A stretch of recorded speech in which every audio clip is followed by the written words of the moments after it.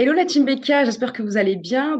Aujourd'hui, on a le plaisir d'être avec Mathieu Baudemer, qui est l'actuel directeur sportif du Havre Athletic Club, qui va pouvoir nous partager son expérience et ses clés de la réussite.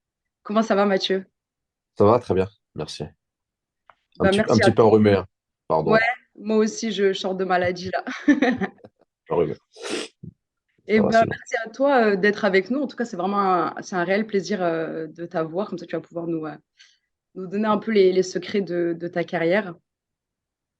On va essayer. Donc du coup, tu commences le foot, tu fais tes premiers pas à la Madeleine d'Evreux Oui, avec ton ami Bernard Mendy. tout à fait. Et C'était il y désormais, a longtemps. oui, Ça ne ça va, rajeunit pas lui et moi. t'es pas si vieux que ça. Et depuis, il y a le stade principal du Évray FC qui porte ton nom. Exactement. Ouais, C'est un bel hommage. ouais, c'est un très bel hommage. On a commencé avec Bernard à l'ALM Évreux, comme tu l'as dit, bien renseigné. Donc, club de notre quartier qui est à 50, allez, 100 mètres de chez Bernard et moi à 500 mètres de chez moi. Ouais. Donc, bah, Bernard, il a un an de plus que moi. Ouais. On a pris la première licence en même temps. Moi, j'avais commencé le foot, j'avais 5 ans et demi à l'époque. Et lui, à 6 ans et demi.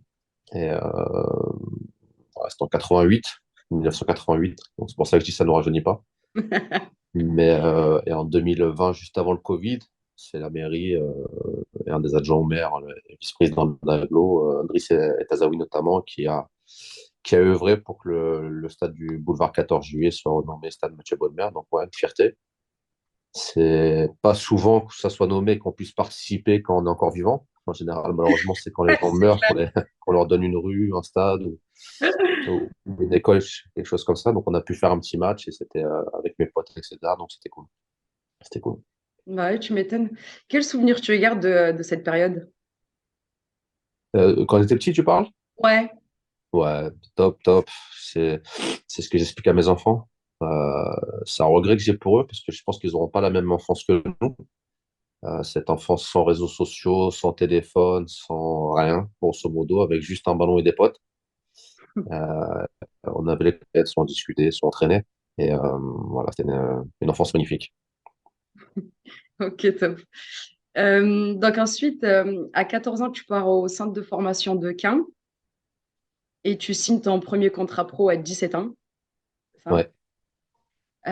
Du coup, comment tu as géré la concurrence avec les jeunes? Parce que bah, j'imagine que tu n'étais pas le seul joueur talentueux et la distance avec ta famille, tes proches et tes potes, justement, parce que du coup, tu quittes le quartier, tu t'éloignes un peu.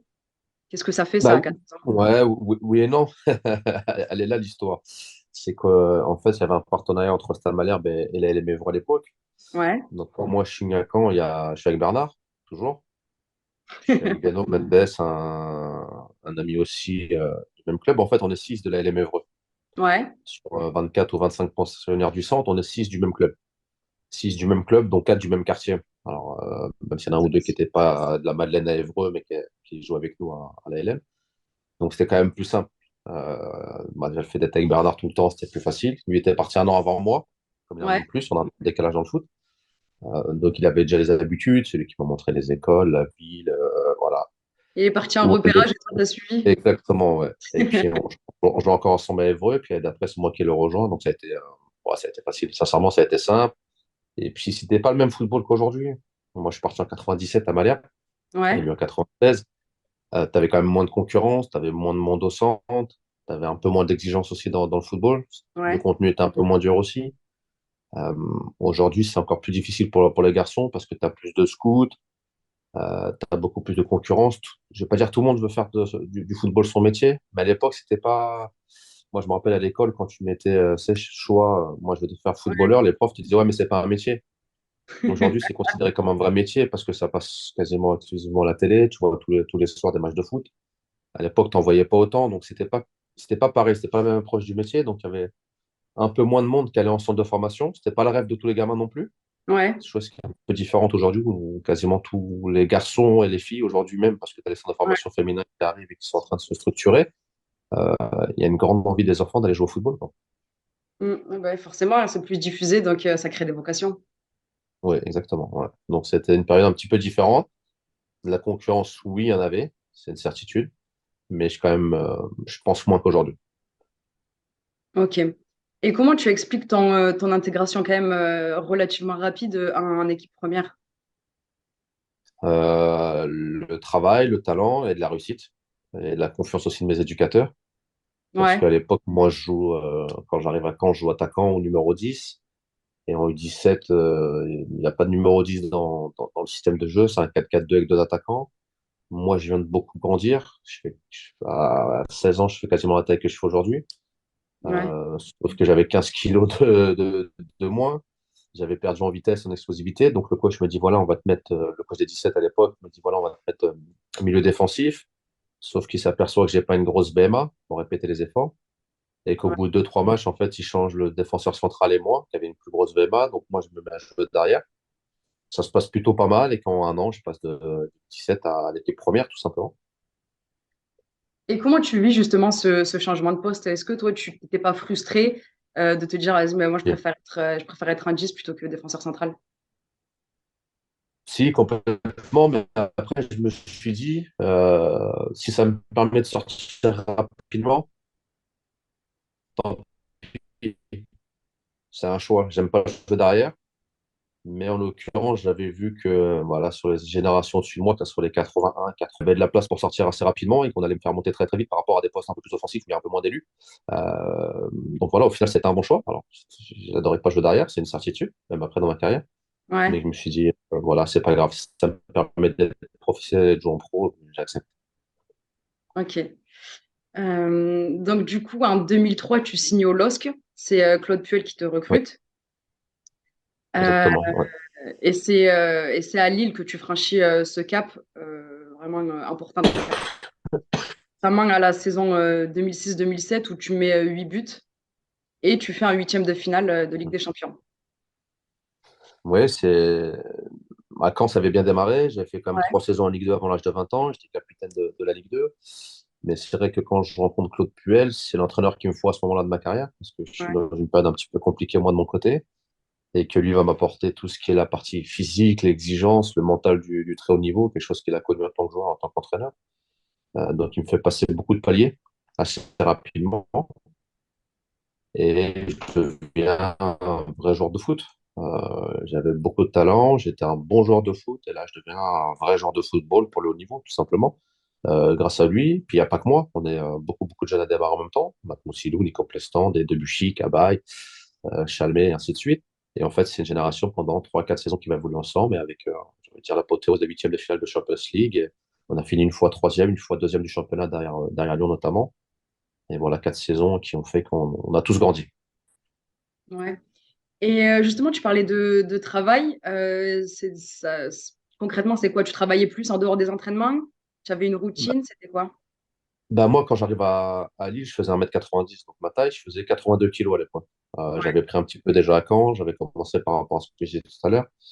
Et quand j'arrive, en fait, ils s'aperçoivent qu'au niveau de la VMA, je suis pas très, très en forme, que je peux pas répéter les efforts pendant 90 minutes parce que j'ai pas travaillé depuis quelques années. Parce qu'à Caen, on me laissait faire un peu comme j'avais envie de faire et j'étais pas un gros travailleur.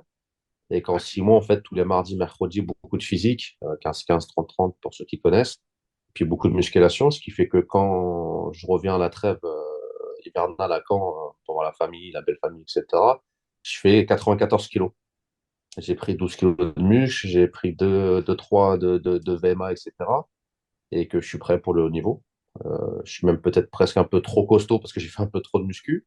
Donc, il ouais. faut que je m'affine un peu. Mais voilà, ils m'ont fait travailler énormément pour que j'ai un corps d'athlète, tout simplement, et pouvoir résister aux charges de travail et aux matchs le week-end. Ah ouais, forcément. Et du coup, il a fallu. C'était pas la même silhouette, on va dire, qu'il te fallait un 10 plutôt et qu'un défenseur central.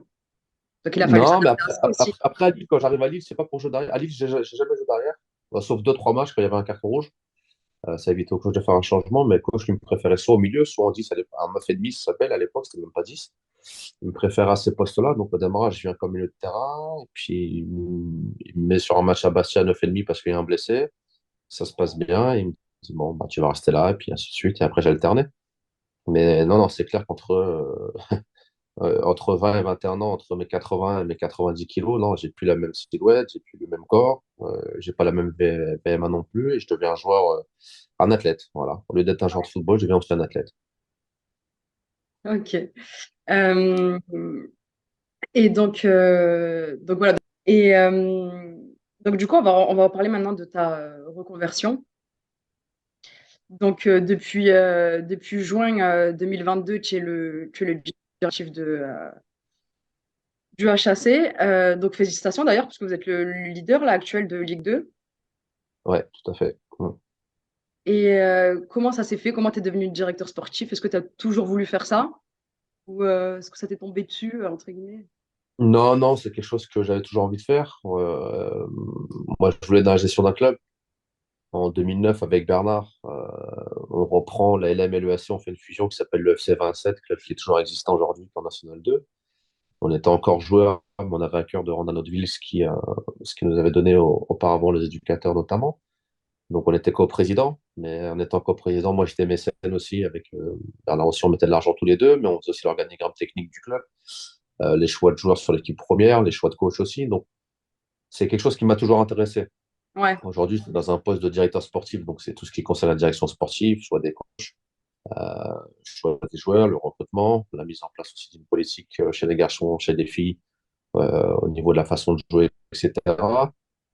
J'ai un peu moins d'administratif à faire et la partie financière beaucoup moins présente qu'à Évreux notamment. ouais. Mais ça me permet de me concentrer vraiment plus sur le terrain et ce que j'aime faire. Mais c'est quelque chose que voilà, j'ai toujours voulu faire, moi. Gérer la politique sportive d'un club, prendre des décisions, amener ma philosophie aussi, travailler avec une équipe autour de moi, réfléchir tous ensemble et essayer d'amener un club à grandir petit à petit, autant sur le point de vue sportif que structurel et le développement aussi, parce que c'est des choses qui sont importantes. Est-ce que tu as déjà pensé à être entraîneur? Est-ce que c'est un poste qui t'intéresse? Pas du tout. Au moins, Non, ça a le pas mérite du tout. d'être clair. Non, non, c'est vrai, ouais, j'ai ce que j'ai toujours dit. C'est un avantage aussi par rapport à différents coachs, parce que ils sont au courant que je ne veux pas prendre leur place, surtout pas. J'ai zéro diplôme de coach. Ouais, Voilà, c'est quelque chose qui ne m'intéresse pas. J'ai vécu une carrière de joueur assez longue, parce que j'ai joué pendant 20 ans, et repartir exactement dans la même vie, j'avais pas envie. ouais. Euh, Gérer au quotidien un groupe de 20, 25, 30 joueurs, c'est difficile. C'est un métier qui est très difficile. Et j'avais déjà vécu ça de l'autre côté. Mes coachs, c'est encore pire que joueur parce que tu es encore plus présent au stade. Il y a beaucoup plus de problématiques. Quand tu es joueur, tu es un peu égoïste, tu es centré sur tes performances. Quand là, tu es coach, tu dois regarder ce qui se passe 20, 25, plus même d'autres équipes réserves, les jeunes, pour savoir qui doit monter, pas monter, etc. Donc, c'est beaucoup, beaucoup de travail et c'est pas quelque chose qui m'intéresse. Voilà, moi, je préfère être le mardi avec les pros, le mercredi un peu avec la réserve, le jeudi avec les plus jeunes, le mardi dans le bureau s'il faut une signature de contrat, etc. Voilà, avoir une vision un peu plus globale d'un club que rester focalisé sur une seule équipe. Ouais, ok, je comprends. Du coup, nous, chez Billion Kids, on met beaucoup en avant les U21 des championnats nationaux. Oui. Est-ce que toi, pour tes recrutements, ça t'arrive de regarder la N1, N2 ou N3? Ou est-ce que Oui. tu restes focus sur ceux qui sont déjà pros? Non, non, non, on regarde National 1, National 2, National 3, on regarde un petit peu sur tout ce qui se fait dans le groupe de notre réserve, euh, Ouais, dans le championnat local. Mais National 1 beaucoup et National 2, pas tous les groupes, mais quelques groupes. Ouais. Parce qu'il y a ok, il y a des joueurs soit qui sont passés entre les mailles du filet, soit des joueurs qui n'ont pas été conservés dans un club pro, qui viennent se relancer dans un club amateur et qui peuvent repartir après dans un club pro. Mais il y a des joueurs intéressants un peu dans toutes les équipes. Ouais. ok. Et justement, dans votre effectif, il y a Antoine Joujou, qui a 19 ans. Ouais. C'est un jeune qui vient de National 3. Et comment justement vous gérez ce genre de jeune? Bah alors là, on vient de le faire signer pro Ouais, la semaine dernière, donc il a été récompensé de ce qu'il a fait, puis on a sécurisé nous aussi de l'autre côté, chose que ouais, bah, des fois c'était pas toujours simple ouais, de garder ces jeunes pépites, il y en a qui partaient libres, etc. Antoine, c'est un garçon qui est là depuis 3 ans maintenant. En début de saison, il n'a pas pu monter avec les pros parce que malheureusement, il s'est fracturé la clavicule. Donc, il a été arrêté quasiment 3 mois. Et quand il est revenu au mois de décembre, quasiment 100% de ses capacités, on l'a fait monter pour un match amical face à Lens pour que le staff des pros puisse le découvrir aussi, parce que moi, je le connais depuis longtemps. mais qu'ils puissent l'évaluer en live et ça s'est très bien passé. Donc, ils ont décidé de le garder dans le groupe. Et après, il a eu la bonne idée d'être bon à l'entraînement et la très bonne idée d'être performant en match dès qu'il est rentré face à Nîmes.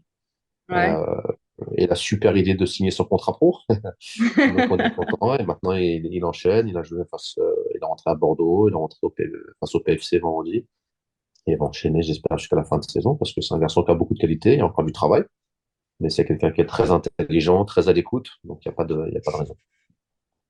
Ok. Comment tu juges qu'un jeune du centre de formation il est prêt pour intégrer le groupe pro? Elle est là la difficulté. Moi, j'aime beaucoup voir un peu trop les jeunes. Si avec Ouais. moi, il y a que des jeunes qui joueraient.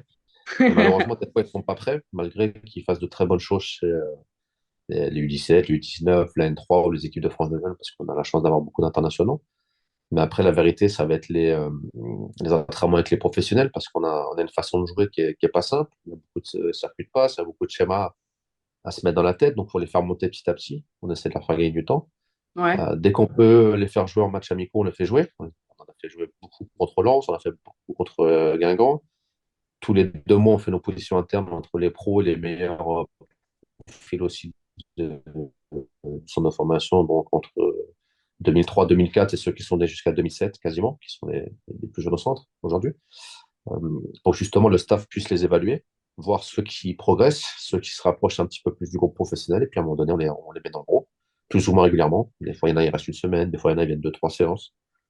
Et voilà, on fait tourner pour que tout le monde puisse les évaluer. Puis quand il y en a, on pense que c'est bon, comme Antoine, ben, ils restent en permanence. Ok. Et c'est quoi justement pour toi je dirais les trois critères, si tu dois en donner trois, les critères qui font que qu'il est prêt? Là, nous, les critères qui vont être importants, c'est la compréhension du jeu, Ouais. parce que c'est pas simple. Euh, Ça va être, faut qu'ils soient travailleurs, parce qu'on travaille beaucoup. Et après, ça va être l'intensité. Ok. Une fois qu'ils sont prêts, parce qu'on sait que techniquement, la plupart de nos jeunes sont déjà prêts. Parce qu'on a la chance d'avoir des bons recruteurs chez les jeunes, on a la chance d'avoir de très bons formateurs chez les jeunes, d'avoir un très bon directeur de centre. Donc, tous les garçons qui viennent s'entraîner avec nous, techniquement, ils ont les capacités. Athlétiquement, ils ont quasiment tous les capacités. Mais après, c'est Ouais. comment ils vont comprendre comment on joue, quelle intensité ils vont mettre au quotidien et dans les matchs qu'on va rentrer. Et est-ce qu'ils ont envie de travailler tous les jours? Ça va être ça le plus difficile parce que le reste, ils l'ont quasiment tous. Ok. Et comment tu gères une situation où toi, tu recrutes un jeune et en fait, le coach le fait pas jouer pour X ou Y raison, il s'adapte pas enfin, il le voit pas dans son effectif. Comment tu gères cette situation? Alors, c'est pas encore arrivé parce que les jeunes ont été recrutés avant qu'on arrive pour la plupart. Ouais, Nous, on a recruté quelques-uns chez les professionnels. C'est arrivé sur un cas notamment où ça marchait pas trop avec les pros.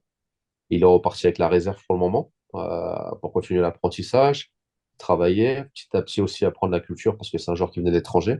Donc, ouais, pas simple d'arriver dans un club différent, dans un pays différent, dans un climat qui est complètement différent de là où il était. Il y a beaucoup de choses à appréhender. Voilà, faut un peu plus de patience que prévu. Mais donc, on l'a remis avec la réserve pour qu'il travaille un peu plus avec les jeunes de son âge et on espère que ça va passer petit à petit, qu'il reviendra avec nous rapidement. ouais. Ok. Et quelle est l'importance de la préparation mentale dans ton club? Est-ce que vous avez un préparateur mental pour les jeunes ou On en a deux, ouais. On en a un pour les ouais, pros et un pour le centre. Ouais. On en a un pour les pros, un pour le centre. Et puis après, tous les coachs ont un rôle important à ouais, jouer dans le déclic pour les jeunes. Alors, des fois, c'est pas le coach de la catégorie. Ça va pas être le coach de la N3 qui va parler avec un joueur. Ça va être moi, ça va être l'entraîneur des gardiens, ça va être peut-être un adjoint des pros, le responsable scolarité. Parce que chaque personne a des affinités avec chacun des petits, plus ou ouais, bien moins sûr. fortes. Et c'est le plus difficile dans un centre, c'est de savoir, c'est de connaître le contexte familial des antécédents, parce que c'est pas toujours facile aussi. Savoir pourquoi un gamin va pas à l'école, pourquoi il est moins bien, pourquoi il se blesse régulièrement. La difficulté pour un coach, quand tu as 25-30 joueurs, c'est difficile d'être au cas par cas. Et c'est à tout le Ok, monde de prendre les infos et d'être le relais auprès du coach, de dire voilà, écoute, cette semaine, lui, ça va être un peu plus compliqué. Il a un souci familial, la maman a eu ça, ou le petit frère, ou ceci ou cela. Et d'être un peu plus indulgent parce que on est très exigeant avec eux, ils travaillent beaucoup entre l'école et le foot. Mais pour les derniers qui sont ensemble, donc les 2005 cette année, c'est encore des garçons qui sont mineurs, ils ont 17 ans, vont faire 18 ans cette année. Ça reste des enfants. Et bah, c'est le football qui est comme ça, on les considère un peu comme des adultes, même à 15-16 ans, mais ça reste encore des enfants qui vont faire des bêtises. Et le tout, c'est de faire le moins grosse bêtise possible et pas les faire deux fois. Et c'est comme ça qu'on doit un peu les éduquer, mais ils en feront et c'est normal, ça fait partie de la vie. C'est clair. Ok. Et bah, du coup, pour conclure cette interview, quelles sont pour toi, de manière générale, les clés de la réussite? Ça revient un petit peu à ce que je disais tout à l'heure, c'est le travail. Ouais. Beaucoup travailler, ce que je disais en début de saison, quand on arrivait aux différents groupes, même les professionnels. Nous, ce qu'on demande, c'est la rigueur, être sérieux sur les horaires d'entraînement, sur la façon de s'habiller, sur la façon de parler, que ce soit sur le terrain, que ce soit dans le centre de formation, que ce soit à l'école, parce qu'il représente l'image d'un club doyen. C'est pas n'importe quel club en France. Le travail, quand vous êtes sur le terrain ou à l'école, travaillez à 100%. Et le dernier mot que j'ai utilisé, qui est important pour moi, c'est plaisir. Parce qu'il ne faut pas oublier qu'on fait quand même un métier, et ils font un métier pour la plupart, même si c'est des jeunes contrats et des jeunes joueurs, qui est fantastique, Mm. et qu'il y a d'autres gamins à leur âge qui galèrent beaucoup dans la vie, qui savent même pas ce qu'ils vont faire de leur vie, et eux, ils ont la chance d'être dans un cursus. Malheureusement, ils vont pas tous finir professionnels, mais pendant 2 3 4 5 ans pour certains, ils ont la chance de se lever tous les matins pour aller frapper dans un ballon. Et je pense qu'il y a quand même pas, il y a pas beaucoup de gens qui ont cette chance-là tous les matins, surtout à cet âge-là, d'être payés pour la plupart. D'aller à l'école, oui, c'est pas facile, c'est fatigant, mais ça se passe plutôt bien pour la plupart, et surtout après d'aller jouer au football. Et ça, faut pas l'oublier. Et je pense qu'une fois qu'il y a ces trois ingrédients, en général, on se sent pas si mal, parce que le reste, comme je disais tout à l'heure, le talent est long. C'est pour ça qu'on les a recrutés. Les qualités techniques, ils les ont. Les qualités de footballeur, on est tous convaincus qu'ils en ont tous plus ou moins, mais dans l'ensemble, s'ils sont là, il n'y a pas de hasard. Ouais. Maintenant, il faut continuer à travailler parce que c'est pas facile. Mm. Ok, très bien. Et ben, je te remercie infiniment, Mathieu, Pas de souci. pour ces clés. Merci beaucoup, la team BK. Bah, j'espère que ces conseils vous serviront et que vous les utiliserez, pardon. Donc, n'hésitez pas à liker, à vous abonner et à partager.